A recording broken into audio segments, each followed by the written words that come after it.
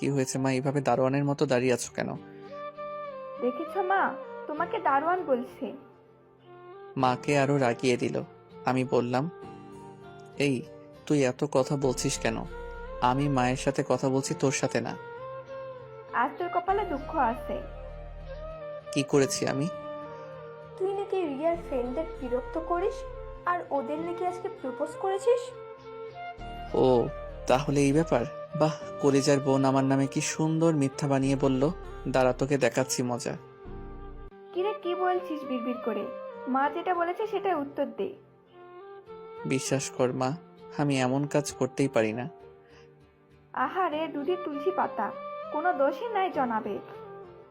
তুই আমার নামে মিথ্যা বলেছিস কেন? কিসের মিথ্যা বললাম? তুই তো সুমা আর লিমাকে একসাথে প্রপোজ করেছিলি। সত্যি মা, আমি এমন করি নাই। না, তোকে আর বিশ্বাস করা যায় না। মা যখনই বেদ দিয়ে আমাকে মারতে যাবে তখনই। এক সেকেন্ড দাঁড়াও। থামলে কেন? ওকে মারো। কে মার খাবে সেটা এখনই প্রমাণ হয়ে যাবে।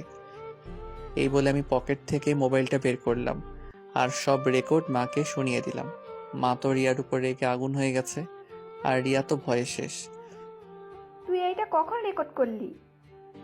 যখন তোর বান্ধবীরা আমাকে ডাকলো তখন আমি রেকর্ড অন করে তোদের সামনে গিয়েছিলাম।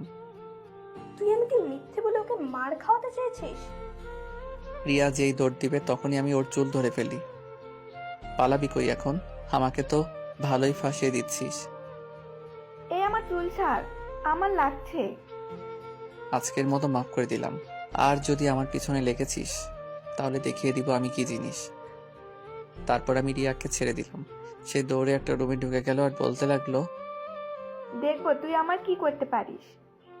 তবে রে। রিয়া দ্রুত দরজা আটকে দেয়। তোরা এত বড় হয়েছিস, তারপর কেন লেগে থাকিস এক একটার পিছনে? আমি লেগেছি কই? তোমার মেয়ে তো লাগতে আসে। ধুর, আমি যাই, তোদের কাছে থাকলে পাগল হয়ে যাব।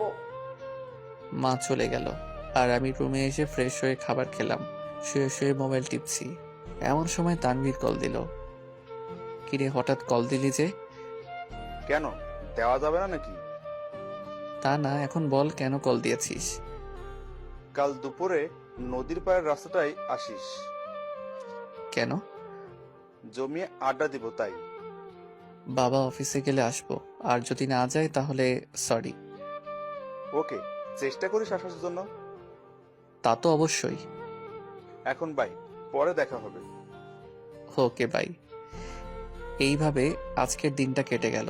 রাতে সবাই একসাথে খাবার খেতে বসলাম। বাবা আছে বলে চুপচাপ খাচ্ছি, কোনো কথা বলছি না। নীরবতা ভেঙে বাবা বলে উঠল, কাল তো তোর কলেজ বন্ধ, তাই না? কেন? কাল তোর একটা কাজ আছে, তোকে করতে হবে। কিন্তু কাল তো আমারও একটা কাজ আছে। তোকে যেটা বলেছি সেটাই করবি। ওকে বলো কি করতে হবে। মায়াকে তো চিনিস? কোন মায়া? তোর ফুপির মেয়ে মায়া। ওই বিচ্ছুটা যে ছোটবেলায় একদিন ইট মেরে আমার মাথা ফাটিয়ে দিয়েছিল।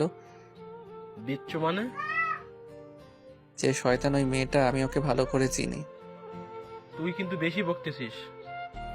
ওকে সরি। কাল সে আমাদের বাসায় আসবে আর তুই ওকে রিসিভ করতে যাবি। আমি কেন? তোর মা আর রিয়া থাকে সংসারের কাজে আর আমি থাকি অফিসে, তাই তুই নিয়ে আসবি। না না, ওই রাগী মেয়েকে আমি রিসিভ করতে পারবো না। কি বললি তুই? কই কিছু না তো। আচ্ছা, তাকে দেখেছি আমি অনেক আগে। কাল আমি তাকে চিনবো কিভাবে? তোর নাম্বারে ওর নাম্বারটা মেসেজ করে দিব। ওকে। খাবার খেয়ে এসে রুমে শুয়ে আছি আর দাদাকে ইচ্ছে মতো গালি দিতে লাগলাম। দাদার ছেলেটা এত রাগী কেন? তার উপর আবার মায়াও রাগী। এত রাগ আসে কোথায় থেকে? না, কাল মনে হয় আড্ডা দেওয়া যাবে না। বাবা কেন যে মায়াকে আনতে বলল, দূর কিছুই ভালো লাগছে না।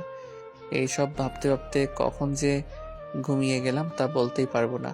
বাহ, আজ আমার বাসর রাত। হাজারো লজ্জা নিয়ে রুমে ঢুকলাম। আমার বউ 10 হাত লম্বা ঘুমটা দিয়ে বসে আছে।